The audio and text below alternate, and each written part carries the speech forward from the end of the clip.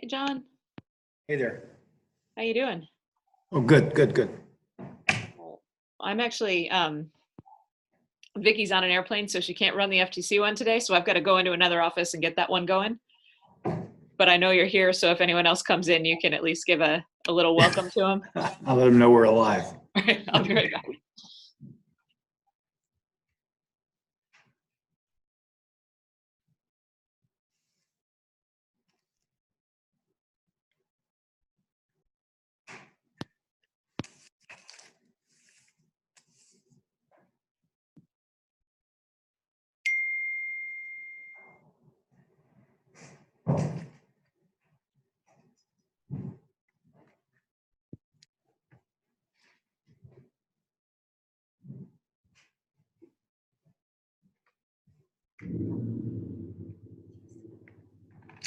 That's Juno, live. See the fog in the back. It's raining. It's messy. Is that an FTC meeting or is it just FLL meeting. an FLL meeting? Mom's covering the FTC meeting. Hmm. Where's the mute button here? Mute button. Move the mouse.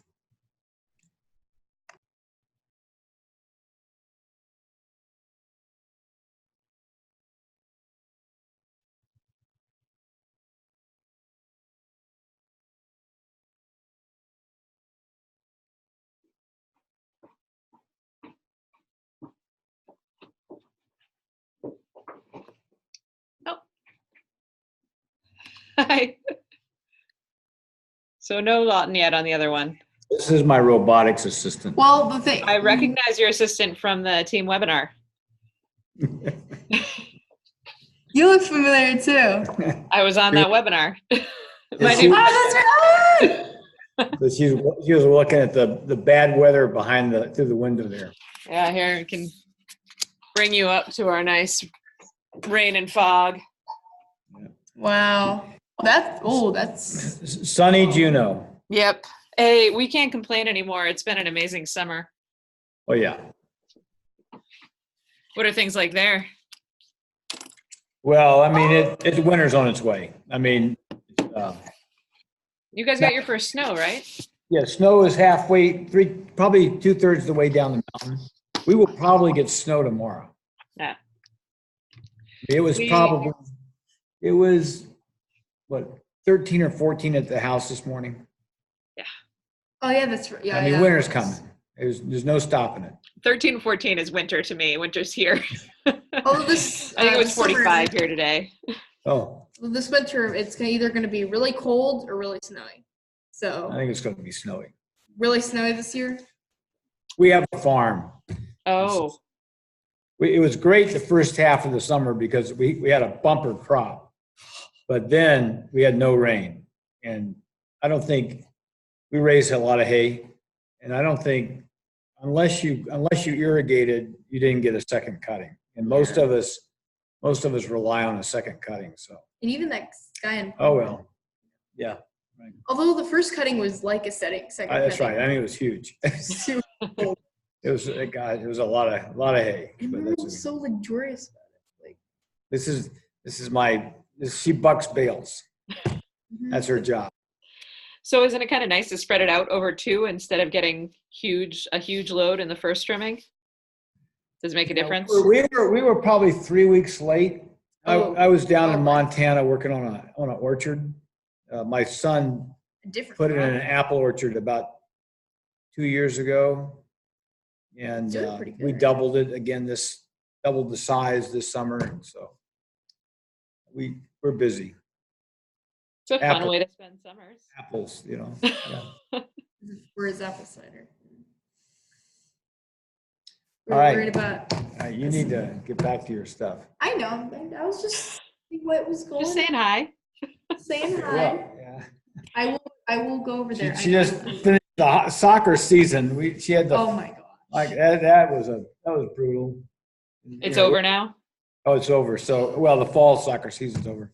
In about 30 days, it'll be Nordic skiing. So, Yeah, we saw a huge influx to kids in the club here because cross country ended. And all of a sudden, Okay. kids that had no Oh. time want to do robotics. Yeah, well, that's, Yeah. she's on the FTC team at Career Tech, so Yeah. she finally has time. Finally do. For a couple weeks. Right. Go back to that.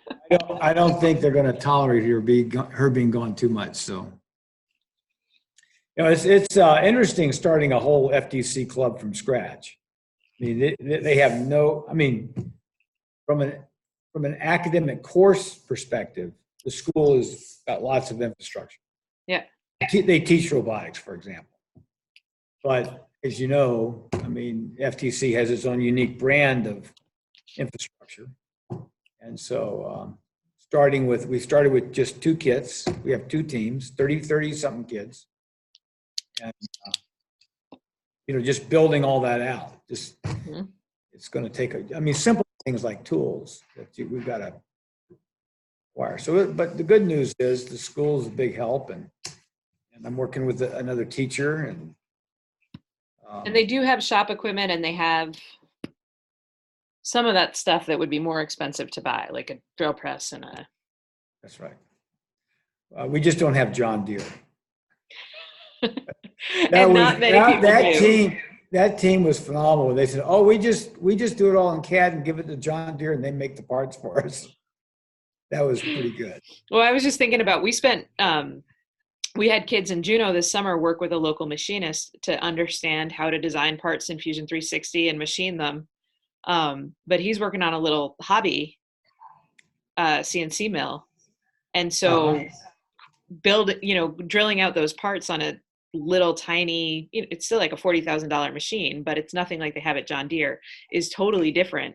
And so these kids think like, there's no way they're machining parts, because you've got to think it only works on 2 axles. And so you've got to figure out how to actually drill it, flipping it. And you have to work with a really limited set of tools for the machine. It's just this whole other way of thinking where you can't just design freely. You've got a ton of constraints to work with. So I think we scared all our kids out of machining their own parts. Oh, okay. But someday we'll find a local. It's all coming. They've got I saw a new 3D printer that's on the market now. That's a 3D printer, a CNC, and a laser etcher all in one. That sounds nice. That's amazing, isn't it? That's Yeah. astounding. I mean, all this stuff, 5 years from now, we're going to be looking back going, wow. Yeah. Really use that? Yeah. But at least the design stuff should stay somewhat the same. Yeah, it'll evolve. I mean, some tools. I'm gearing up. I'm teaching a MATLAB course next week. I teach this course. I didn't develop the course. MATLAB, MathWorks. You know who they are? Yeah. Yeah. So they created a course called Bytes and Beats, and basically they leverage kids' interest in music to get them to start learning how to write code. And so I've taught it a couple of times, and I'm gearing up for that. So you take something like MATLAB. It's in every university. It's an industry, and all it will do is just evolve year after year and get better and better. And so it's something that it's a great tool environment to learn. To be honest, it should be brought up in middle school. I mean, the finest middle schools and high schools in this country today, you'll find MATLAB being used. It's interesting, isn't it? And but that tool, it'll become a tool of life if you go into math, science, or engineering. I don't care whether it's biology or what have you. It is a fairly robust mathematical environment. And so what do they do with the music class? Well, I teach them the basics of music. And basically, they learn how to write code to create music. And, I take them through some canned exercises. And eventually, we interface with all the kids will get an Arduino. Mm-hmm. Has a speaker. They'll build a theremin. You know what a theremin is, right? Mm-hmm. Okay, so they'll build a musical instrument. They'll see if they can't make music out of it. They'll generate music, and this thing it has a speaker, and so it's really, writing the code using a hardware interface with MATLAB, connecting to Arduino, and producing music through a microprocessor, and it's interfaced with all the I/O you connect to it. It's kind of cool. It is. It's a week long. I mean, it's called an intensive week. I mean, I'll get them like from 9 to 2:30. And who's them? Is it at Career Tech? Yeah. No. It's right now I'm doing this for Academy Charter. So I'll get 7th and 8th graders.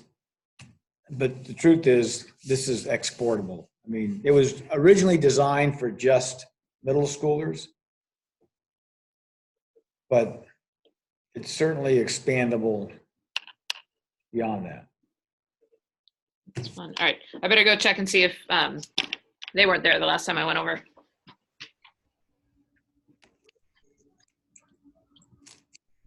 Anybody there?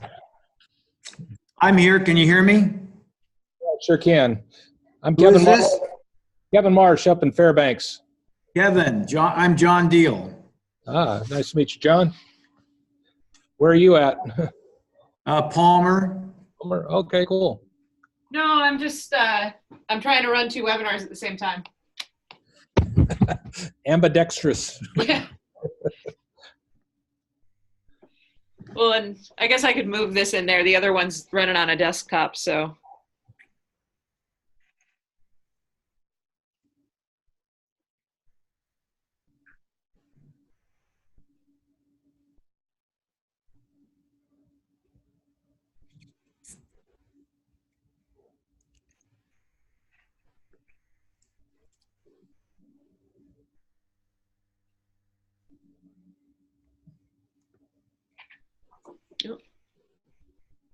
And somebody else just signed on. Who is F235694? That's me. Kevin Marsh. Oh, hey, Kevin. Hey, sorry, I didn't. Let me see what's going on here. Let me get the start I think you video. got to turn your video on. Yeah, there we go. Okay. There we go. There Hi, you go. Kevin. Hello. All right. I'm going to be right back. John can fill you in on what's going on. All right. So Well, I'm not sure what's going on. You're like me. there you go. Yeah. Let me change my name so I look a little more. There we go. All right. So, I didn't wear a tie. You're making me look bad. well, I actually had to help a home ec class today. It was about learning how to tie ties. So, we had the principal in there, and we had myself and double Windsors, single Windsors, and That's they wanted funny. bow ties though, but I can't do a bow tie to save my life. Yeah. So what do you teach? Huh? What do you teach? Well, I don't know. I'm retired. I mean, I teach. Obviously, I got an FLL team. I've got FTC teams. I'm a coach. Nice. Also teach programming when they need it, and I have a couple courses that 1 week long that I'll jump into high school and middle school to teach. Yeah. What's a retired engineer going to do? Yeah, I hear you. I hear you. Well, for me, I got 9 more years of teaching, and then I'm going fishing. Well, let me tell you about that, because I'm 70, and I'd say the vast majority of the guys I retired with have gone back to work. And as one guy said to me, after 2 years, I asked him, I said, so why'd you go back to work? He goes, after 2 years of putting the boat in the water, taking it out of the water, putting the boat in the water, taking the boat out of the water, putting the boat in the water, I needed to retire from retirement. Good point. Good point. So most folk I tell when they're talking about retiring, I say don't. So you might start another career. Yeah. I had 2 careers, and now I have a farm. Keep me off the streets. Yeah. You look like trouble. You know? Who Hi, just Kevin. joined? Hey. Hi, this is Josh from Fairbanks. Hey, Josh. How you doing?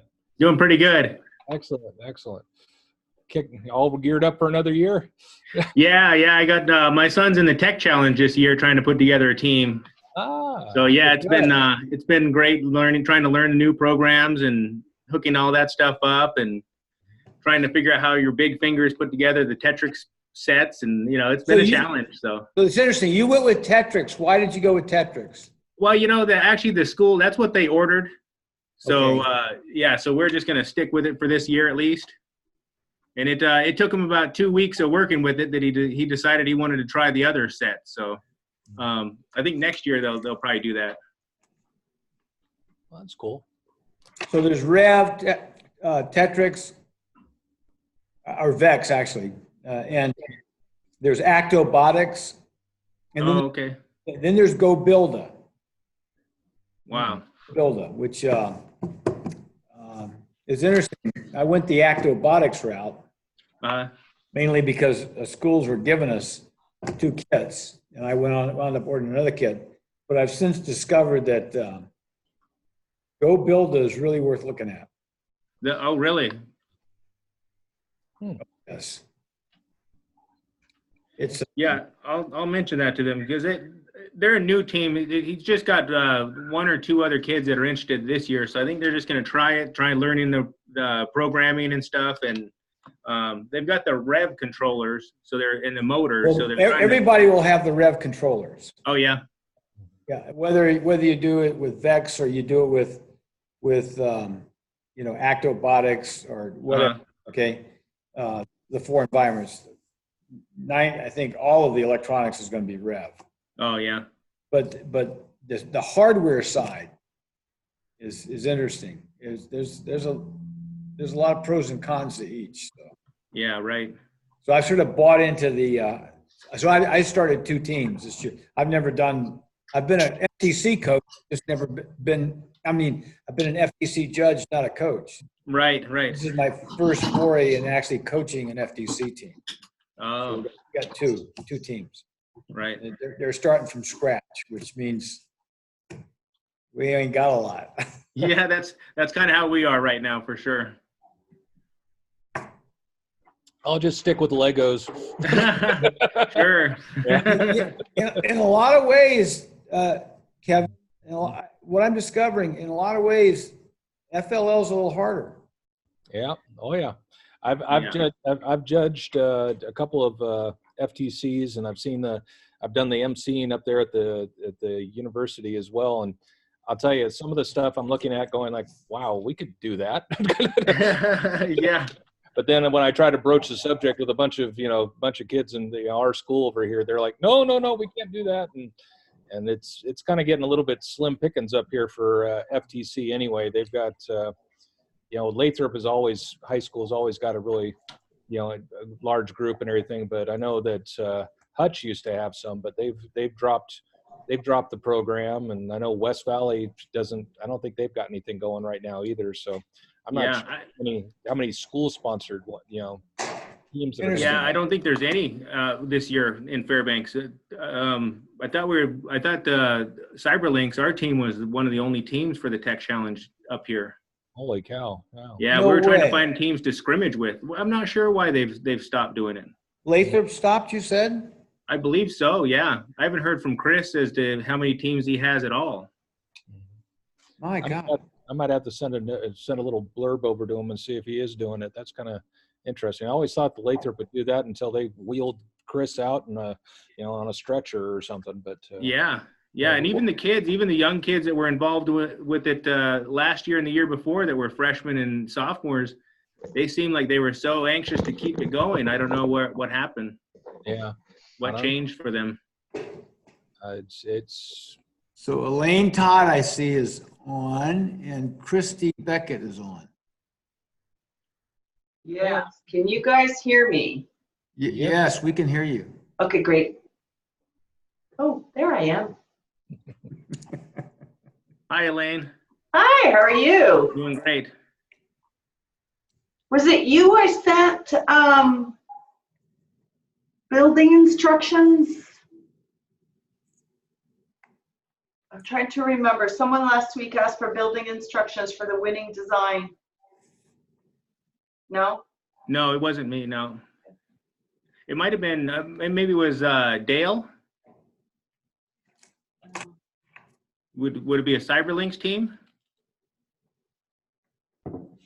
I'm sorry. I've slept since then. That's all right. It's a great design if anybody wants it. It's the winning design that was originally done on NXT, and then they updated their book with an EV3 building instruction. So it's a good design if anybody wants it. You talking about a book or what? So it started out as an NXT book. I have the whole book as a PDF. A lot of the tricks we've picked up along the way over the years of doing this are in this book. So it's a great book. And what happened was when EV3 came out, all the building instructions that were in that book were useless because all the way that you connect to the brick is different on an EV3. Mm-hmm. So we ended up building our own EV3 robot using the NXT book as a guide. But now, since then, they've come out with a book in the last couple of years where they themselves updated the building instructions to be EV3. What I don't guarantee is that you'll have all the pieces in a basic core plus expansion kit. No one's confirmed to me that you can do it, and I'd be surprised if you can. So I give it selectively to people who want it, with the understanding that you may need to do some digging around for special pieces. Yep. But that's the NXT version you're talking about? What's that? That's the NXT version you're talking about? No, I have the EV3. Hang on, dude. Maybe we can get really technical here. Hang on. Gbots. Let's see if I can share my screen with you guys and show you what I'm talking about. So, And I'm back. You should be able to share your screen though. yeah, okay. So I want EV3 building instructions and blow that up so you guys can see that. Now, if I go back to Zoom and I say,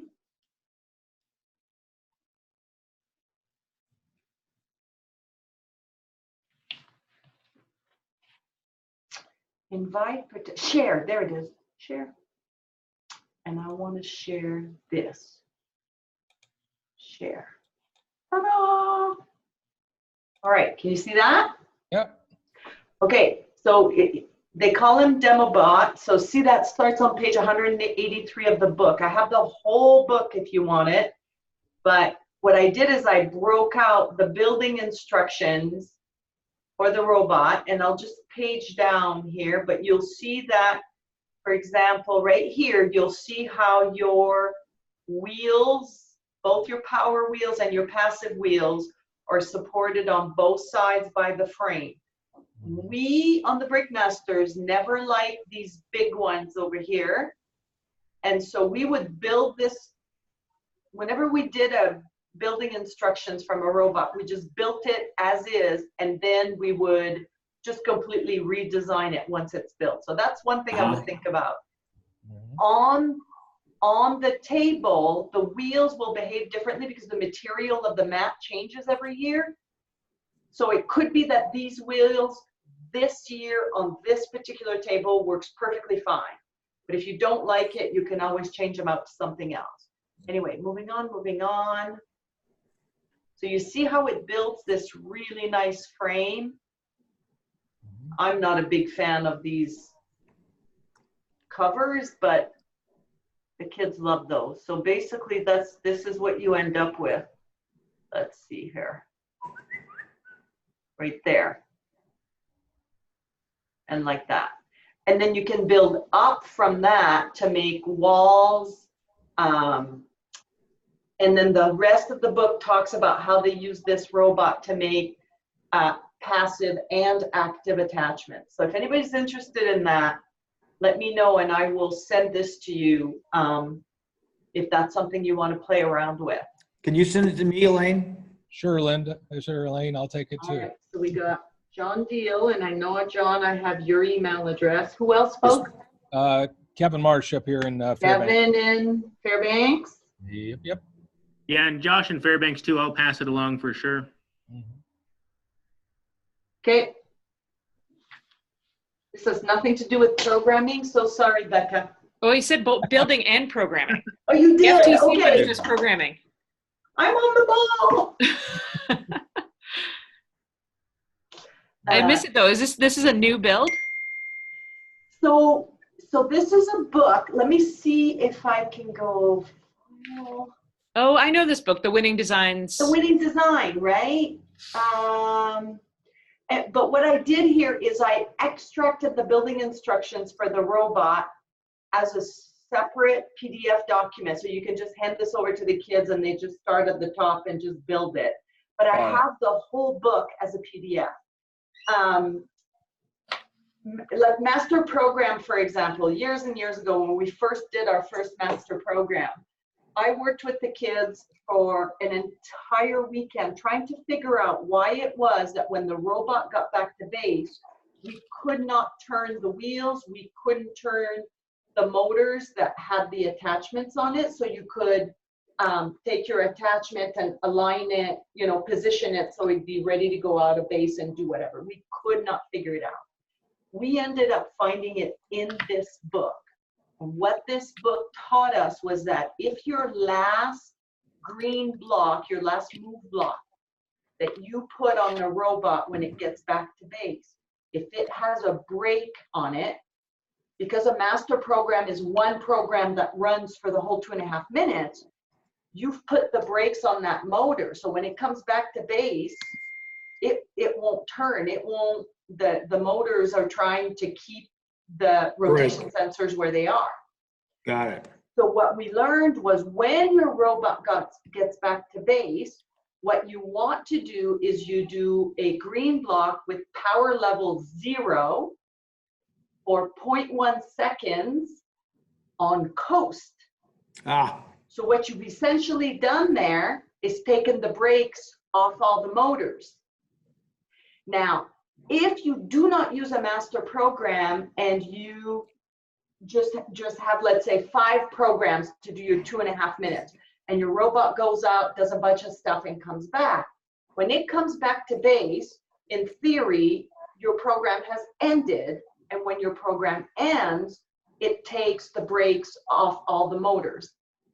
And so you don't have that problem. But when you run a master program, because a master program is one program for the entire 2.5 minutes, when it comes back to base and you apply the brakes on that robot to keep it within the limits of base, because if you have anything that hangs over the west wall, you're out of base. And so you run the danger of losing any cargo you're carrying or anything like that. So you want to apply the brakes so that this year your robot would land in the home area at the end of the table. And so what you have to do then once your robot stops is to take the brakes off using that little trick. We called it a motor reset. Motor release. Does that help? If you do a master program, you have to do that. Otherwise, Makes total sense. Makes sense, right? Otherwise, you can't position your robot in base. You can't roll it back into the wall. You can't do anything because the brakes are on big time on the two power wheels and on your whatever motors you're using for your attachment. And this book is where we have finally figured that out, was by reading something in this book. So I'll send you 2 files. I'll send you the whole book, just quite large, and then I'll send you just the building instructions as a separate email that you can then just hand to the kids if they want to give this robot a try. Appreciate it. That's great. We're not worthy, Elaine. We're not worthy. We miss this so much. I do. I don't do anything in FTC at all. So yeah, I miss this. Hey Elaine, this is Christy. I don't think I got off mute early enough either. Will you send me a copy of the winning design? Yeah. Thank you. Okay, and I send it to everyone, like I said, with the understanding that you may run into a piece you don't have. Like I said, I do not guarantee that this one you'll have every single piece that comes out of a standard kit. There's nothing super unusual. If you're missing a piece, let me know and I'll go dig in my boxes and see what I have. And I'm sure, you know, Becca and I can figure out a way. And then of course you can order from Brick Owl or Brick Link. Those two work well for any pieces we would miss. But right now mine, they're just collecting dust. So I'm happy to send you pieces if you're missing anything. So Christy, since you're actually the only non-panel coach right now, do you have any questions, any places your teams are getting stuck, or kind of specific advice that you're looking for? Yeah, I guess one thing that Elaine mentioned was coming back home, and with this year's game strategy, we were not trying to end at home, we were trying to end on the bridge, because the way we read it was how the board looks at the end of 2.5 minutes. So I just want to make sure I caught that. That is correct. Okay, Elaine was just talking Yes. in general. But you'll come back to base this year in between, right? I assume We're calling it home. Home, I'm sorry. Okay, because there's all these new terms this year. Base is gone. Okay. Base is gone, right? All right, that was the other thing.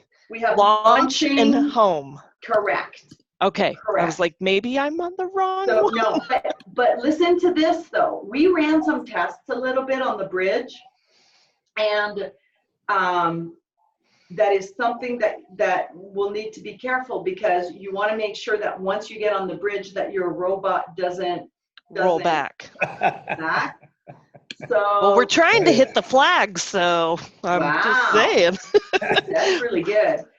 So if you hit the flags, you'll be up at the top. So we'll be up in the flat part, but good note about, because some are choosing the 4 wheels like how you have here, and I like the words of passive wheels. I didn't know that was the term for them. So yes. So I don't know, this is a question that I have, right? So the points get counted at the end of the 2.5 minutes, and some of the robots I've seen get up the ramp, but then as soon as the program ends, in other words, you've taken the brakes off the wheels, it starts to roll back. So I guess we weren't doing a master plan. Is there a way to apply the brakes if you're doing individual runs?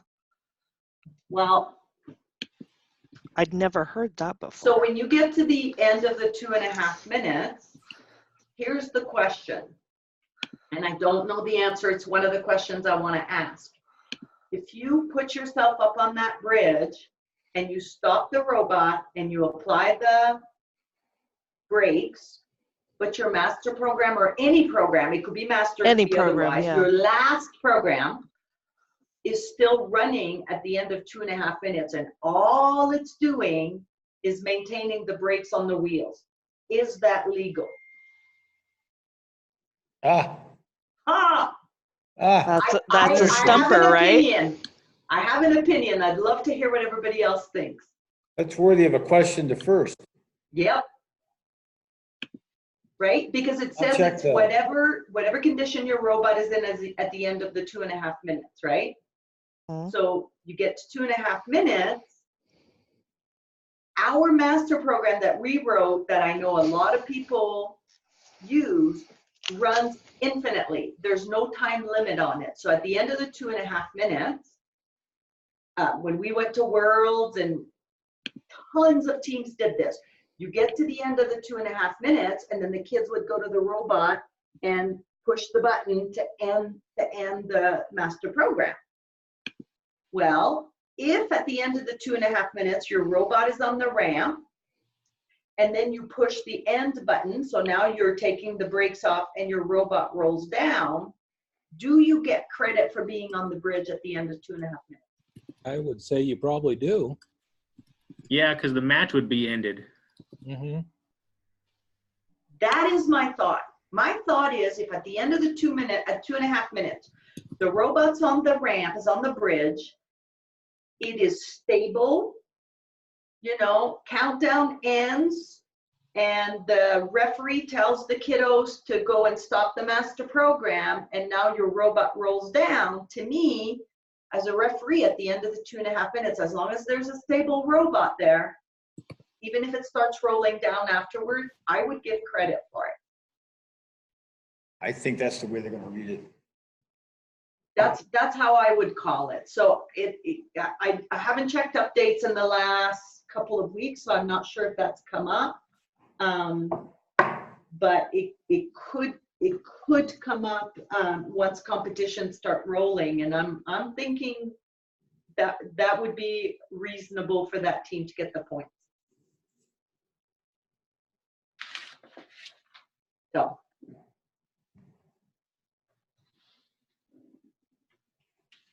How are things going, Christy, for you? You are you trying to aim for the robot? Are you using a light sensor to line up to that black line? So I'm everywhere in between. I have a couple of assistant coaches helping me with my 4th grade group because they have now come up through juniors.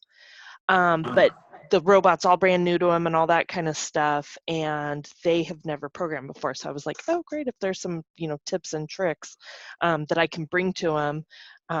I'm more of a wing it kind of person, but I have seen that, you know, this year's challenge with the following the black line and things like that have made it easier. Unfortunately, my older groups have had so much frustration with those things in the past that they don't even want to go there. So for us, the learning curve, the amount of time that I barely get with them, we unfortunately are not doing that. I feel bad because I'm leading them into FTC, where all that stuff is cool and it works great, and there's no what is our word? Consistency issues. So unfortunately for us here in Cordova, me not being an expert, we have had consistency issues that have frustrated the kids into not wanting to, quote unquote, waste time on that. So for us going forward, X amount of turning and doing all the stuff that we've done before has gotten us by, because then that leaves us with time to work on our project. So I wish there was more time, right? I just always wish there was more time. So you're having issues with the light sensors. What were you? The knowledge to program it. So that's why I'm super curious. Like I see her expanded over here where it specifically breaks out into touch, gyro, color, and all those kinds of things.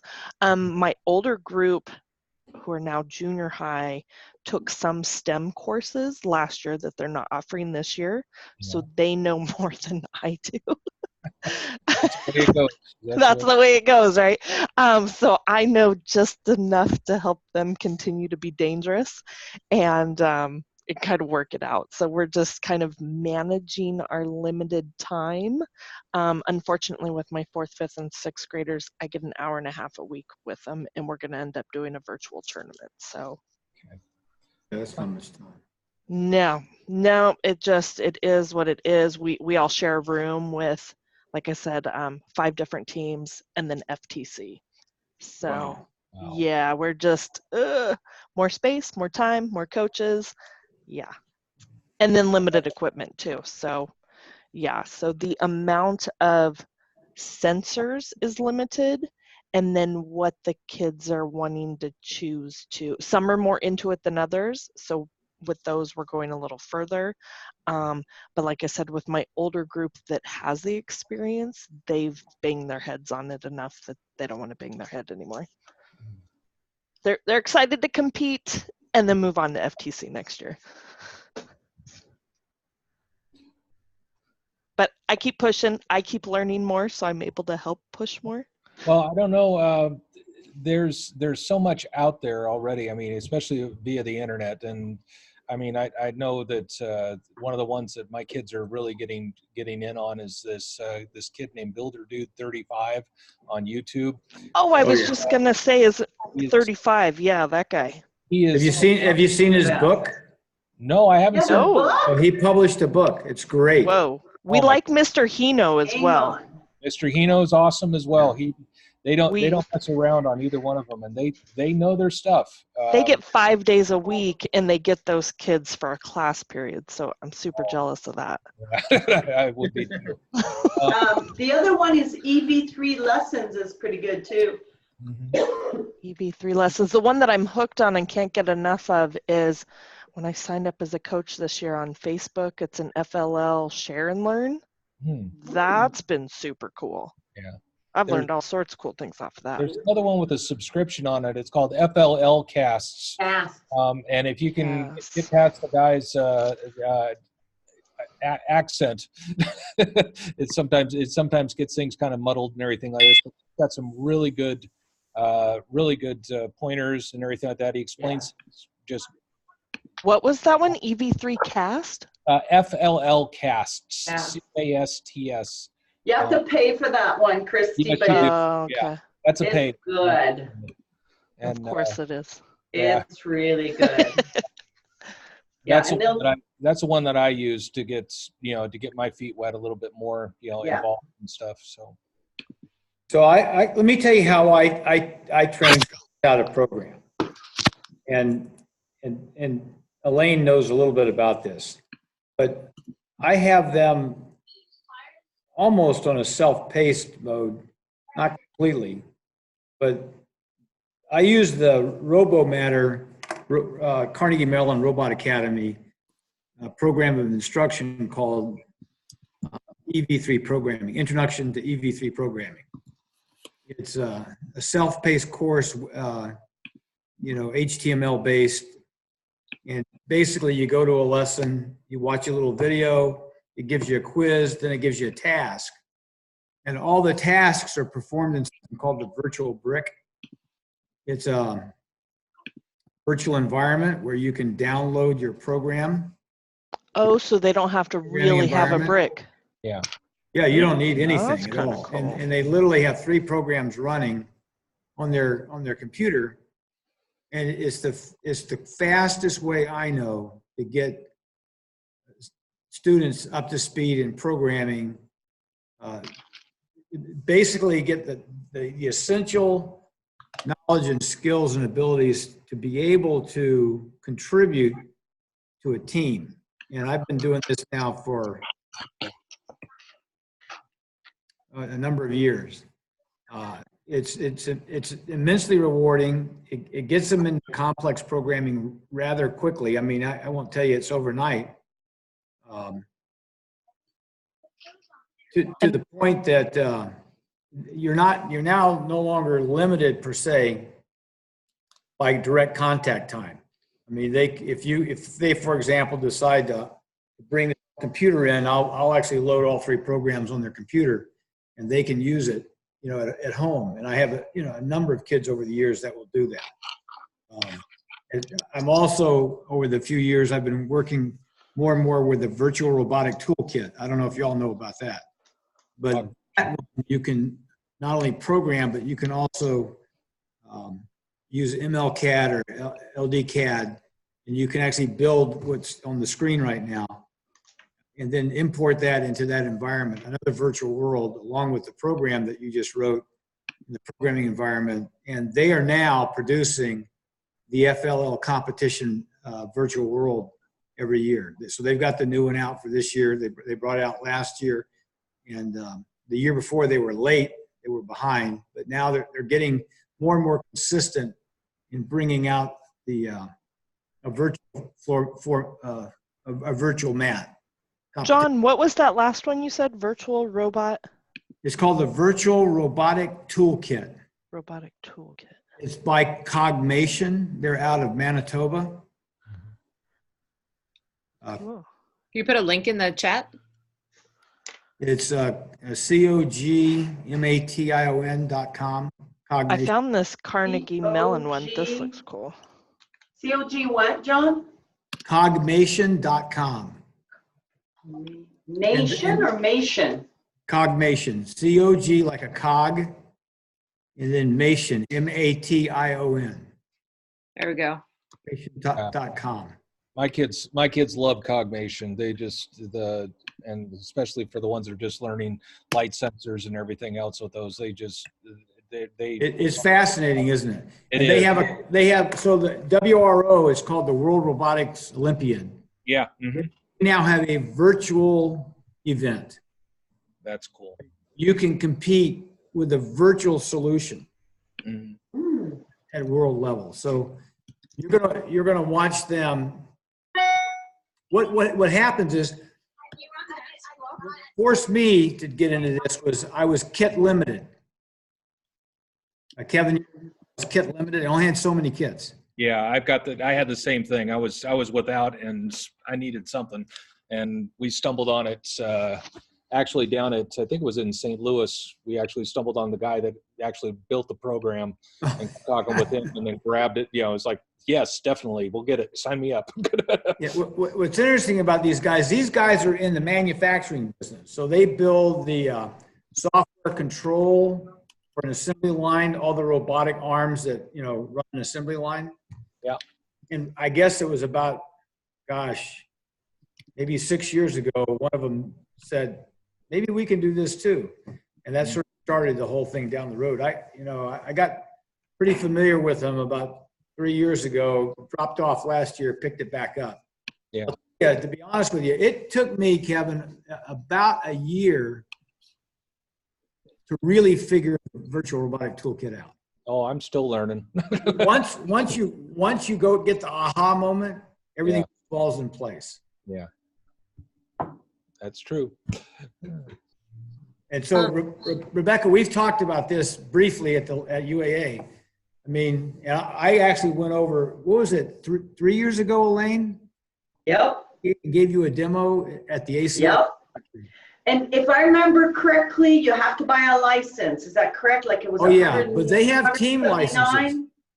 Yeah. You can get a team license for the virtual brick for about, I think it's about $200, I think.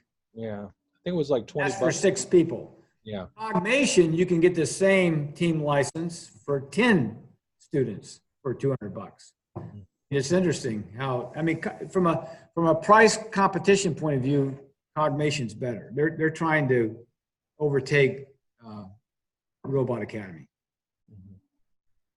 But I leave that. The great thing about it is, they're up to date. They keep them up to date. They refresh every year. If you're kit limited and you're time limited with the students, and you want to get the students the opportunity to learn on their own, for a lack of a better way to put it. I mean, many times you have to sit down there and coach them through a hard problem. But it's the fastest way I know to get them involved in doing complex logic and doing multi-sensor problems. Okay? Awesome information, John. I am definitely sharing that out with my team, and that'll give me something to go to practice with tonight. One of these days, I know Rebecca mentioned it to me once about maybe we'll do a webinar on that and actually demonstrate. But So there's That's a good idea. build a robot online. I want to see more. oh yeah, I've got one kid that's become a master at the virtual robotic toolkit. He's just a whiz bang. It's saying the whole thing. Yeah, she coordinates all of this, but he's sort of been doing a lot of speaking. So I'm hearing Patty in the background, I think. Here's my friend Brody. He's a hobo. Hi, Brody. I know Brody had some questions for our experts online. Actually, I guess one of the other people did. Let me go see if they're available. Hang on. Okay. John, I still think that's a great idea to do a webinar on Cogmation, especially if we can get the screen sharing up and you can actually show people how to, Shimmy. get a file up and running. How long do you think? How about we talk about it on Friday morning? Yeah, I think that's fair. This is Patty again, and I think I'll ask two questions. One is the question about the jig. Mhm. So how do we accommodate the jig that now, if you want to use it from the west wall, it has to be really huge? If you want to use a jig to line up on that side. It has to fit. So you just have to fill in all that extra however many inches? Yep. With I mean, something- my understanding is, and this is new for everybody, but my understanding is that everything has to fit in home. And then if it fits into the small home, then you get extra points. Okay. But the So- jig would just be part of that. Okay, so if the jig is used as a spacer, which is its whole point, then the whole point of it would be to go from, doesn't the west wall of the mat does not touch the west wall? Correct. Right. So you couldn't have it and still meet that small home rule. Well, No. the only way you could do it is if your jig is hollow and then your robot and all of the attachments fit within the hollow part of that jig and the 12-inch ceiling. Right, but it won't fit in that grid that represents home, because the whole point of it is that it wouldn't be spacing from the south wall, it's spacing from the west wall, right? Do you know what I'm saying? So, I mean, I'm picturing something that basically what you're trying to do is move the west wall, whatever it is, 13 inches, I think it is, towards the east, right? Well, simulate it with the jig, yeah, Correct. yeah. So if your jig is a simple frame, for example, Okay, right? A 13 by 13 by 13, say, frame, okay, it can be hollow. yeah. If when you put that down in home, and then inside of that, you can put the robot, and inside of that, let me see if I can get fancy fancy. You might be able to put a spacer, another spacer after you put that part into home and have a smaller piece and put that into the grid. Is that what you were looking at? Having the grid, being able to put the jig out onto the grid? Is that part of the question, or did I miss that? Part of the question is before home touched the west wall, and so Yeah, the jig yes. didn't have to be 3.5 acres like it does now. So, Your daughter is attempting to reach you on your cellular. Sorry, It's okay. I'm gonna try to get something on here. See if this works. And I was going to say, Patty, will your camera work? So it might help if you can show us what you're thinking. but I'm supervising 10 kids by myself, so it's hard for me. Hang on, I'm almost there, I have an idea. What's it called this year? City Shapers. City Shaper. We were so happy to learn about the jig and how it made us so much more precise, and then now it's taking 2 or 3 sessions to consider how we have to build it. So we'll probably bag it. But if there's some secret I'm missing, then I would happy to know it. Wow. It might be better to line up your jig with just the south wall and just have it stick up into the either the small or large inspection area. You have to be within those areas. We could do that unless our relaunch, the whole point of it is to go the other way, is to go east. Then that's Oh. I don't know that that's the case because we haven't really honed in on too many.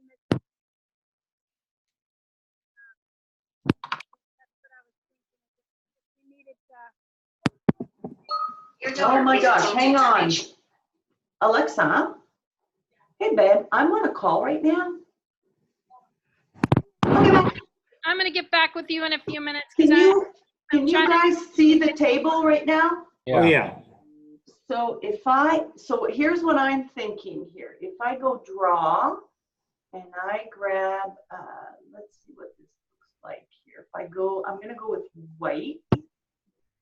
So this area right here, that's the small, right? Yeah. Oh, Right. it is? Okay. Oh, so that counts as where we can put anything? Yeah, Yes. yes, Well, the whole thing, that whole the black, whole thing. So, Oh, okay. so let me go. Okay, I see. I so this area, oops, this area I'm doing in red, that is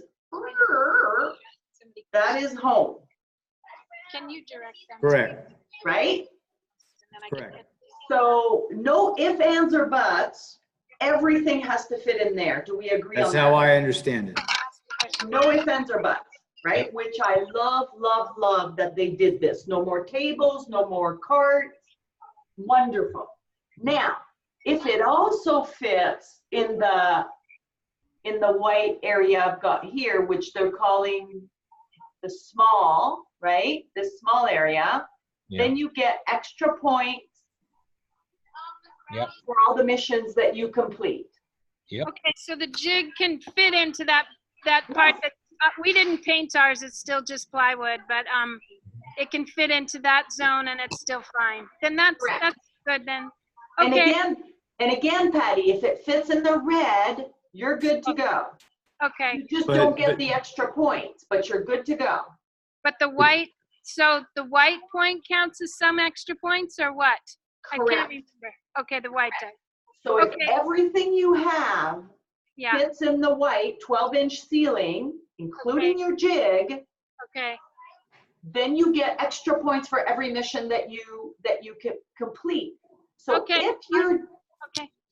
so if your jig is precisely as I have it drawn here in white, if your jig is that, and it's a Lego wall, you know, a few inches tall, and it's a hollow frame, Yeah, if then your robot fits here and your attachments are in here okay.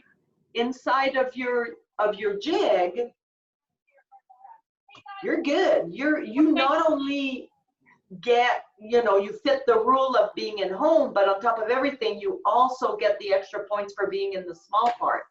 Okay, let me have a student also look at this. Okay. Can you take a look and see what she was explaining? So the bonus point factor of being able to slop over into this bear zone, we can have the jig go all the way over there. Can? Yeah. So that still counts as being efficient with our space. Okay, thank you. That was Does good. everybody agree with what I'm saying? Because I'm just going by what I've read. Yeah. No, Okay. that's correct. That's how I read it. Okay. Hey Thank guys, you, guys. I I'm gotta gonna- close these guys out, but I will listen to the webinar and I appreciate all of them. All right. Okay, great. Bye, Hey, Patty. guys, I'm gonna have to leave too. I've got an exhibit night here at our school that I've got to go down and corral a bunch of kids at. So I will see you guys later as well. So Thank you, Kevin. not a problem. Bye, Hey, guys. Elaine, just before we all break up, why do you suppose they changed it this year? I know why. Do you have any insight? I I can know show why. you a Go ahead. beautiful video of the team that won when I was judging in St. Louis a couple of years ago. And the size of their attachments was obscene. And in my opinion, we'll see what Becca says, but in my opinion, it was impressive. Don't get me wrong. It was incredibly impressive. But by allowing that amount of attachments, in my opinion, it took away some of the equalizer. I remember having a conversation with Scott Evans about this, about equalizing so that everyone is kind of sort of on the same playing field. And the number of pieces that these teams had access to was absolutely incredible. And so they showed up with these huge, huge attachments, and it was overwhelming. So I just thought it was over the top. What do you think, Becca? You were I think there, I that was guess. a very welcome sort of byproduct of making the change. I think the reason I heard for making the change was just printing. They're able to print with more detail on a different material to this size and do it more efficiently. And so they'd been saying no because the tables were a standard size. And then this year they were like, well, let's just figure out something to do with that extra space. And then they realized, hey, we can use that as a sizing guide we can cut down on the amount of space that attachments can take up. It's all going to work out for the better. All right. See you later, Oh, guys. wow. Gotta go. Bye, Kevin. Thank you. Interesting. That is so I interesting. thought they were trying to drive towards a more compact design. Yeah. No, they're actually, they're working on building, Andy Mark, who does a lot of the supplies for FTC, they're designing a table that can be taken apart and put back together that'll be standard, that you can order as like an official first table, and it's still the 4 foot by 8 foot. Really? Yeah. That's interesting. Wow. Well, I love it. And it's interesting to hear it's about printing, but I just love how it's going to force, people to really come up with some innovative solutions. Having said that, that German team within 1 week had 590 points on the table. No, I saw. Amazing. Did you look at that video? I saw that. with their little, oh my God. We should Incredible. post that video in the comments too. So I'm just going to take advantage of folks being on here too. And another like 5 minutes. If Josh, do you want to share any like big tips? Because we do have people that tend to watch these videos after they've been recorded. Kind of your big takeaways from coaching for a while. As far as programming and getting teams, I know the question kind of up and running. Yeah. I like earlier that you said that there was the team in Cordoba that's having trouble with the programming and the consistency in their robot. And last year I know that we had two teams that had that same issue as far as their robot. They build it a certain way, and boy, it would work great 3 out of 4 times, and then it would slowly get worse and worse, and it was so frustrating getting their sensors to work. And consistently, especially like gyro sensors and color sensors. And what we actually figured out on the gyro sensor is it's a simple thing as plugging it in hot when your brick is on, and having it reset. You have to reset that. If you plug it in hot, you'll never get your sensor to work right. And that's a real simple one that's easy to miss. 2 kids out of the team could know exactly how that works. And when you put on somebody else on some other kids on that team that don't know that directly or just forgot it, which I've done multiple times. Oh, I'll fix it, plug it in. I can't get it to work. It's a simple thing is plugging that gyro sensor in hot will mess with the values on it. And then on the light sensor, we did see on light sensors, our classroom that we were working in had 2 light switches, the half and half of the lights. And if you just have half the lights on and you turn on your color sensor and it works perfectly, and then somebody else comes in and says, I want to read a book, turns on the other light, and your light values change in your room, and you don't recalibrate that, it will definitely mess with you, and it will totally frustrate those kids. Some of those kids were just terribly frustrated by just not the consistency in the robots. And then running your robot, some kids would take it home and work on it. Sometimes they'd run it across the carpet, bring it back in, and it would have hair or dog hair wrapped in the axles and the wheels. So then you get one side dragging really bad, and they're just so frustrated why they can't get it going. So just like driving a car, some of the kids that are older and almost getting their permits, we say, hey, you got to do your pre-check on your robot. Before you drive that robot, flip it around, make sure your axles are clean, one's not twisted, and you have nothing dragging on it. That was a big deal on on consistency in your robots. Let's see, what else was it? Because usually if the programs are built right, it'll run the same. It's the hardware that really can affect that consistency. That's the only really thing I had to add that popped out on this particular meeting here. When you guys were problem solving for the gyro and the light sensor, where did you go to figure those things out? To several of the sites that you guys already mentioned, the Mr. Ahino and the EV3 lessons were really great as far as breaking it down and explaining how to use each one of those sensors.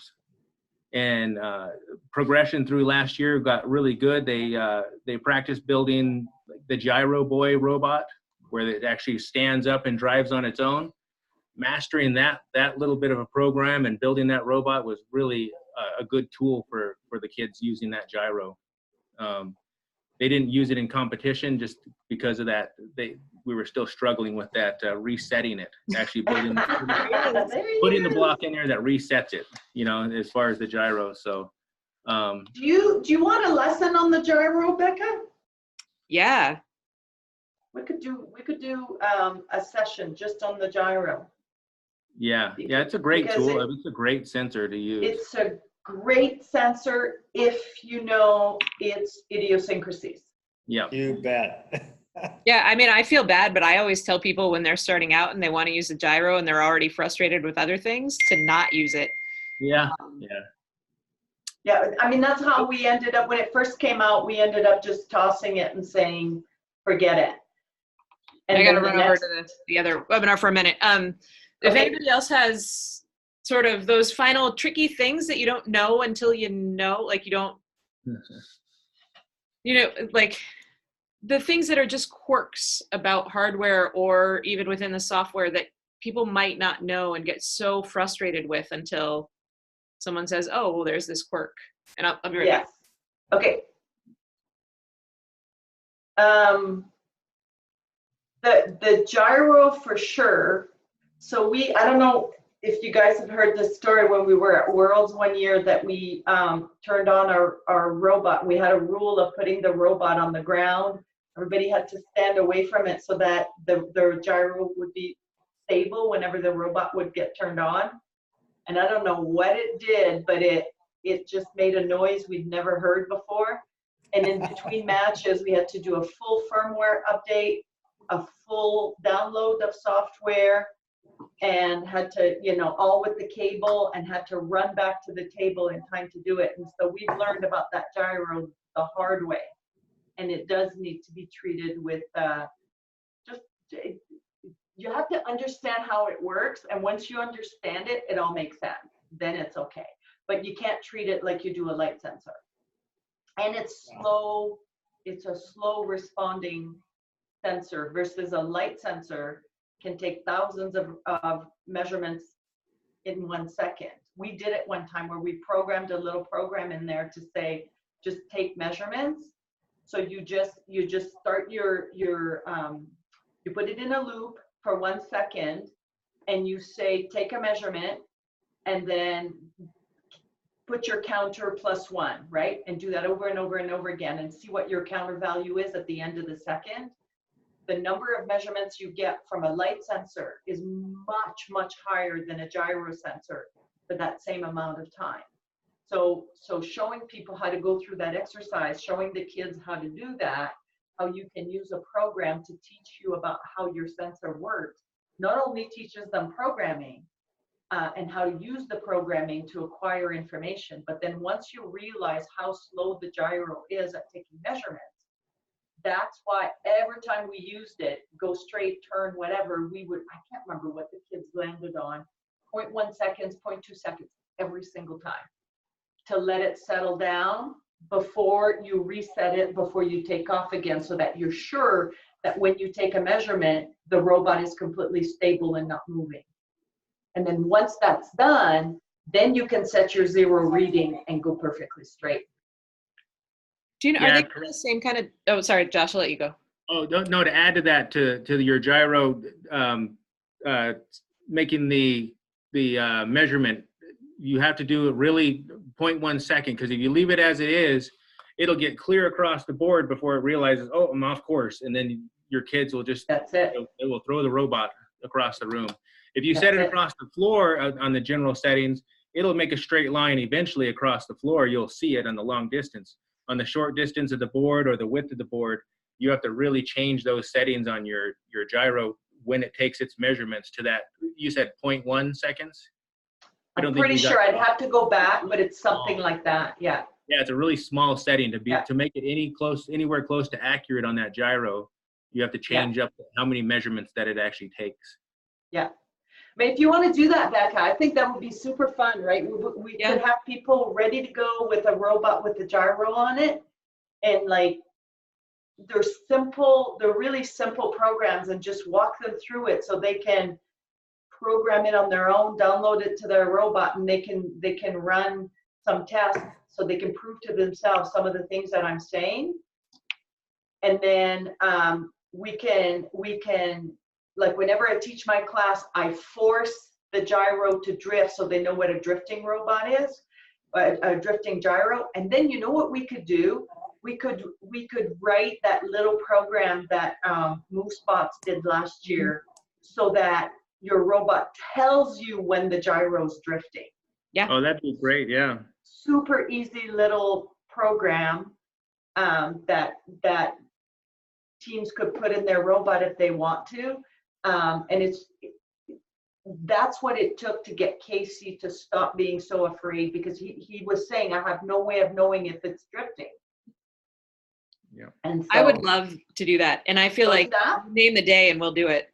Hey, the sooner the better. I'm unemployed right now, so I have time on my hands. And I'll do just about anything to get out of work, so. And I think maybe that one is even one we could do at like 2:30 or 3 o'clock on a day, not push it so late. The only reason I do these at 4:15 is to get, I know like our high school doesn't get out till 4. And so that's the only reason these are that late. So yeah, just maybe we can even look at late next week or early the week after. Perfect. Okay. Perfect. We could easily fill up 45 minutes to an hour, 45 minutes and then 15 minutes. Would you like to demonstrate that on the virtual brick? Oh. That'd be a great way to do it. Yeah.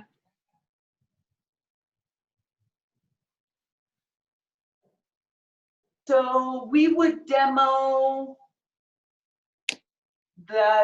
how would you on the virtual brick make it drift? Well, you just take the measure. I mean, you'd go ahead and set it, and for whatever you want it to do, and if it goes past that mark, you'll see it. They might not have No, any. but have you ever seen a drifting gyro, John? Do you know what it is? Sure. So, because I what I do is I have 3 criteria to be on the FL team. Number 1, they got to follow a line, and number 2, they got to avoid obstacles, and number 3, they've got to be able to navigate with the gyro. I mean, I think those 3, those skills right there, they've got to have those skills. Yep, I agree. I mean, and what you just said was absolutely dead on about the gyro. The problem with the gyro, again, remember, it's measuring inertia. It's measuring the change in inertia and the rate of change. It changes the change of inertia and the rate of change of inertia. Yep. And because of that, again, the processing time is significant. Significantly more. Yep. So what happens is you overshoot. If you drive your motors too fast, you overshoot. And so once you overshoot, then you've lost your calibration as well, which causes you to reset. So you have to slow down and reset often. Yep. All right. Well, think about it, Becca. If you want to do it, just let me know. Okay. I'm in Antioch Wednesday, Thursday, Friday next week. Yep. I'm in Anchorage Friday, Saturday of next week. So when do you get home on Friday? No, we get home on Saturday because of there's so few flights to Antioch, and we're with the kids all day on Thursday and with the teachers all day on Friday. Okay. And I'm actually hoping some of the kids come back on Friday and we can work with them. Like, I mean, I want them building attachments and programming points on the table. Like, this isn't going to be theoretical. This is going to be very much hands-on. Hey, Elaine, you want me to loan you a license on do you have the virtual brick? I do have the virtual brick. Is there an expiration date on those licenses? Because It depends on whether or not you bought a annual or an unlimited. Knowing me, it's probably unlimited till like the year 3000. Yeah, I mean, it's called non-expiring. That's it. Yeah, if you don't have it, let me know and I can loan you a license. Okay. Let me go have a look. Okay.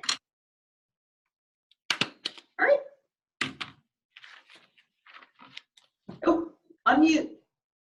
The only contribution I give is of all the things I would be most concerned about, and the most important quality of your team is their openness, their ability to respect one another and share. They don't have to be great programmers. They don't even have to be brilliant. They can be just average kids. But if they can't work together, you are doomed. Yeah. Absolutely doomed. The robot performance is only 25% of the competition. And if you add spirit in there, it's only 20% of the competition. And so the only way you can overcome, and in this day and age, it's a large hurdle, especially as you bring in new kids. And that is, I would advise every new coach, mentor, to do as many team building events as you can. You've got to somehow or another get them to the point that they can work together. And if they're not there, it'll show up. And Elaine's the one who talked me into being a judge some years ago. It just shows up like a neon sign. Yeah.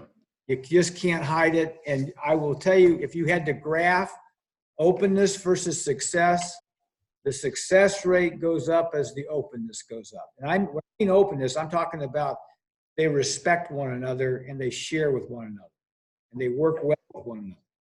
As that increases, the success rate increases. Those are good closing words. Thank you. And hopefully we'll see that. John, I might have you chime in too when we do the core values webinar in a couple weeks. Just take that clip and play it again. Okay. Enjoy your Tuesdays. Thank you all I very learned much. everything from Elaine Todd. Me too. Yeah. All right. John, I'll talk to you on Friday, and everyone else, see you all soon. All Yes, right, ma'am. bye. Take care. Bye. Bye. Thank you.